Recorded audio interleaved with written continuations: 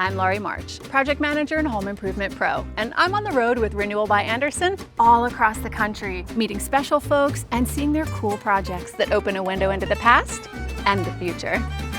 I'm here in Port Townsend, Washington, right on the water at the home of Chris and Carol, who have graciously invited me to tour their gorgeous Victorian home that was built in 1890, and I cannot wait. Come on. I think the house speaks to you when you walk in. The beauty of these Victorian homes, we think, is that they are laid out with the sun in mind.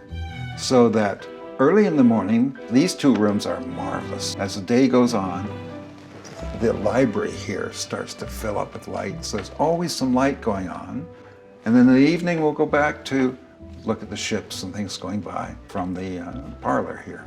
It's almost like you're a cat sort of following the light. Yes. Yeah, exactly, yeah. Your entire home is filled with moments that feel like they almost could be in a museum. It's so special. We feel very lucky to have found this. When we were moving the furniture in, I felt like I had gone into my oldest sister's dollhouse, and I felt like I was placing the furniture, yet I had shrunk and gone into the dollhouse. So when you went to the marketplace to track down somebody to replace the windows, how did you land on Renewal by Andersen? We went to a home show and we ran into a Renewal by Andersen guy. And so we had a sales guy come over here. And fortunately, from the 1890 pictures, he noticed that the window had muntins, these little grates, Yep. which the old windows never did. So he said, we can put those in for you. And we were just amazed. We were absolutely thrilled.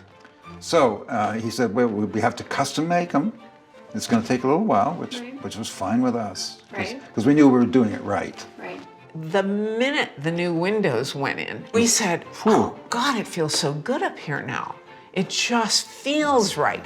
I feel absolutely blessed to be in a house like this, be in the gardens, and part of what I love about my life, being part of creating something that is beautiful. Most people you hear say, I want to make a difference, I want to make a difference.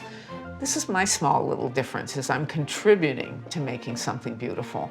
I think it's difficult nowadays when they build houses to find the types of wood and the quality of the craftsmanship. We have a love for the quality and the craftsmanship and the old things in it. It suits us. This house was already over 50 years old when I was born. Wow. It's now 130, and it's going to be here long after we are gone.